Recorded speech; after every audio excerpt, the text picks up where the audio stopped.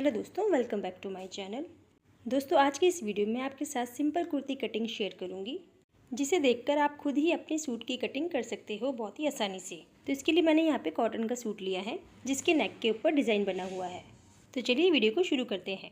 Video शुरू करने से पहले दोस्तों, अगर आज की वीडियो आपको पसंद आती है तो प्लीज़ वीडियो को एक लाइक कर दीजिएगा, और चैनल पर पहली बार आएँ तो प्लीज़ चैनल को सब्सक्राइब करना बिल्कुल ना भूलें। तो चलिए वीडियो को शुरू करते हैं। सबसे पहले हम इस तरीके से कपड़े को खोल लेंगे और इस तरीके से खोलकर बिछा लेंगे। ये कपड़े का फ्रंट वाला पार्ट है और बैक के पार्ट का कपड़ा ये रहा, जिसे मैंने इस तरीके से साइड पर रखा है।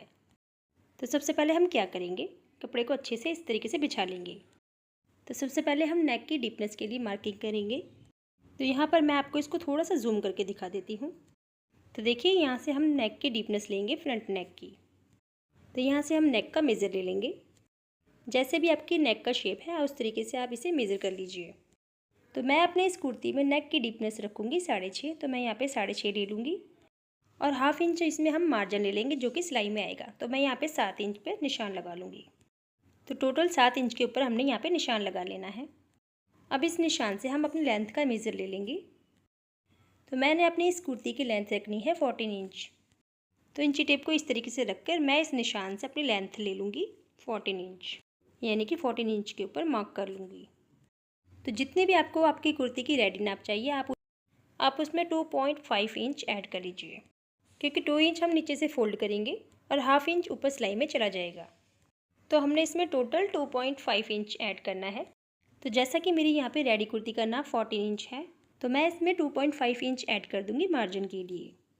अब हम इस निशान से एक सीधी लाइन ड्रॉ कर लेंगे। अब आप देख सकते हो फ्रंट पार्ट के ऊपर हमारा यहाँ पे नेक डिज़ाइन बना हुआ है और बैक पार्ट पर कोई भी डिज़ाइन नहीं है। तो इसके लिए हमें क्या करना है, पहले हमने फ्रंट पार्ट को इस तरीके से कट करके अलग कर लेना है। जो हमने नेक के ऊपर स्ट्रेट लाइन खींची थी वहाँ से हमें इस तरीके से कट कर लेनी है और फ्रंट वाले पार्ट को अलग कर लेना है इस तरीके से।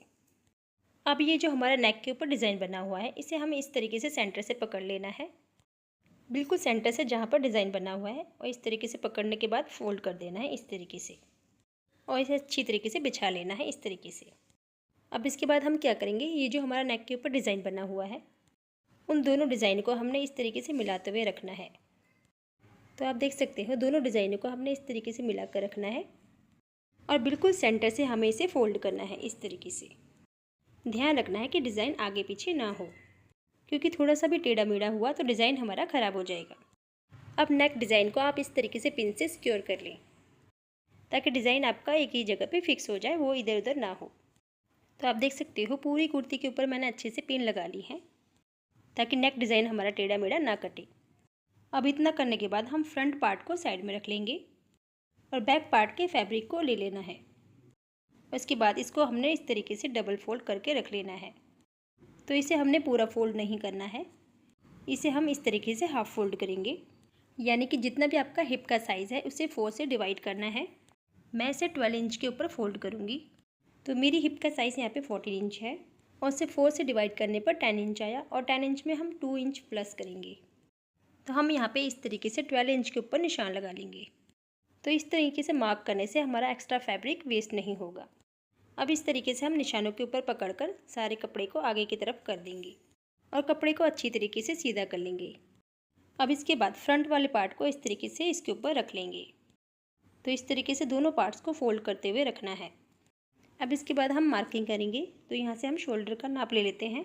तो मैं आपको यहाँ पे वीडियो को जूम करके दिखाती हूँ, ताकि आपको अच्छे से समझ आ जाए।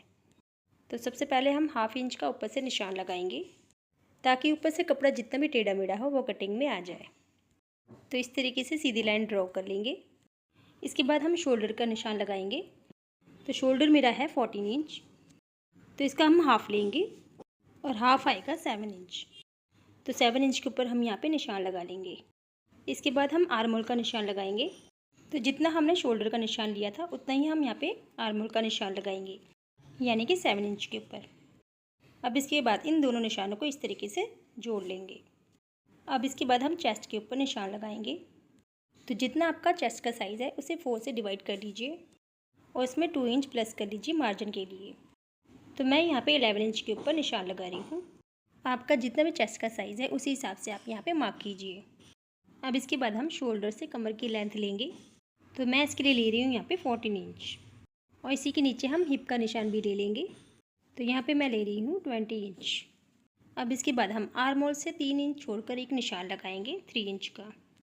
ये निशान हमारा लोअर ब्रेस्ट का होगा। अब इसके बाद हम इस निशान को सीधा कर लेंगे। तो ऊपर वाली लाइन हमारी अपर ब्रेस्ट की है और नीचे वाली लाइन हमारी लोअर ब्रेस्ट की।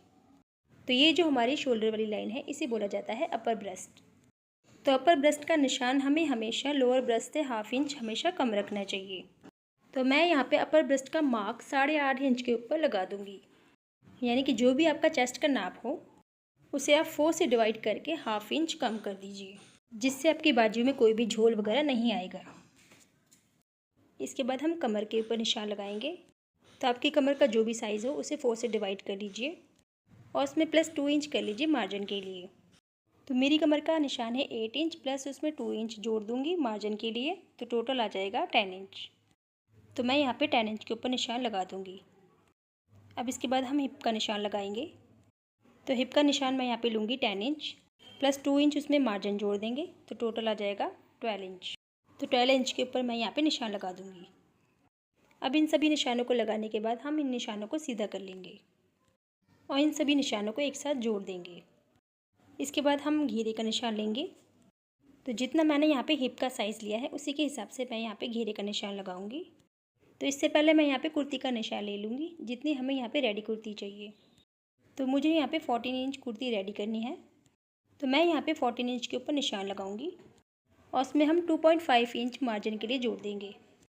यानी कि टोटल लेंथ हमारी यहाँ पे आ गई 42.5 इंच।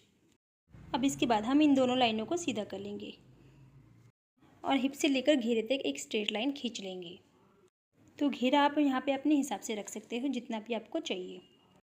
और इन दोनों लाइनों को इस तरीके से जोड़ देना है और बाकी की जो हमने लाइनें ड्रॉ की हैं उन्हें इस तरीके से शेप दे देनी है। अब इसके बाद हम आर्म होल का निशान लगाएंगे। तो जितना भी आपका आर्म होल आया है उसका आपने इस तरीके से हाफ़ ले लेना है। तो मेरा यहाँ पे 3.5 आया, तो मैं 3.5 के ऊपर यहाँ पे निशान लगा दूँगी और 1 इंच का निशान हम इस तरीके से अंदर की साइड से देंगे, इस तरीके से गुलाई के लिए। और इस तरीके से बैक का निशान ड्रॉ कर लेना है। अब इसके बाद 1 इंच का निशान अंदर की तरफ लगाएंगे और फ्रंट की गुलाई का निशान दे देंगे। तो यहाँ पे हमने सभी नाप लगा लिए हैं। अब कुर्ती को हम कट कर लेंगे। तो आप देख सकते हो कुर्ती की कटिंग हमने कर ली है और ये जो बचा हुआ कपड़ा है इसे हमने साइड में रख लेना है। इस बचे हुए फैब्रिक से हम स्लीव्स की कटिंग करेंगे। तो इसके बाद हम फ्रंट और बैक का पार्ट अलग कर लेंगे। तो आप देख सकते हो एक बैक का पार्ट है और एक फ्रंट का। इसके बाद हम बैक पार्ट को साइड में रख लेंगे और फ्रंट आर्म होल की कटिंग कर लेंगे। तो आप देख सकते हो हमने फ्रंट पार्ट के आर्म होल की कटिंग कर ली है। अब इसके बाद हम फ्रंट पार्ट को अलग से रखेंगे और स्लीव्स की कटिंग कर लेंगे।